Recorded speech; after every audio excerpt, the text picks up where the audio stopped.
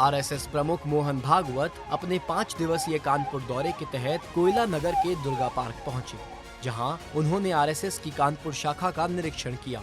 ये दौरा संघ के शताब्दी वर्ष के उपलक्ष्य में विशेष महत्व रखता है। इस दौरान डॉक्टर भागवत ने स्वयं सेवकों के साथ शाखा गतिविधियों का जायजा लिया और सामाजिक समरसता, पर्यावरण संरक्षण और परिवार प्रबोधन जैसे मुद्दों पर चर्चा की। आरएसएस प्रमुख ने स्वयं सेवकों को संबोधित करते हुए कहा कि संघ का काम व्यक्तिगत नहीं बल्कि समाज और राष्ट्र के लिए है। उन्होंने कहा कि 1 घंटा स्वयं के विकास के लिए और बाकी 23 घंटे समाज के कल्याण के लिए समर्पित करने की संघ की विचारधारा है।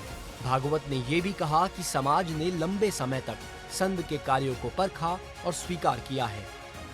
इससे पहले मंगलवार को भागवत ने निराला नगर के इंदिरा पार्क में बच्चों की शाखा का दौरा किया था, जहां उन्होंने बच्चों के साथ पारंपरिक खेलों में हिस्सा लेकर मार्गदर्शन किया।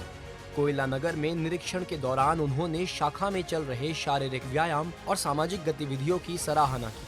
क्षेत्रीय समरसता प्रमुख रविशंकर ने उन्हें कानपुर में सामाजिक एकता के लिए चल रहे कार्यों की जानकारी दी। डॉक्टर भागवत ने शहरी और ग्रामीण क्षेत्रों में सामाजिक समरसता के सफल मॉडल को लागू करने की रणनीति पर भी चर्चा की। उनका ये दौरा संघ की शताब्दी वर्ष की तैयारियों के लिए भी अहम है।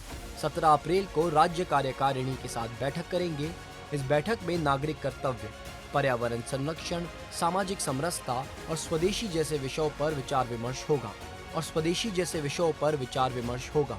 कोयला नगर में उनकी मौजूदगी के दौरान सुरक्षा के कड़े इंतजाम किए गए थे। कानपुर में मोहन भागवत का ये दौरा न केवल संघ की गतिविधियों को गति देगा, बल्कि सामाजिक एकता और पर्यावरण संरक्षण जैसे मुद्दों को भी मजबूती देगा।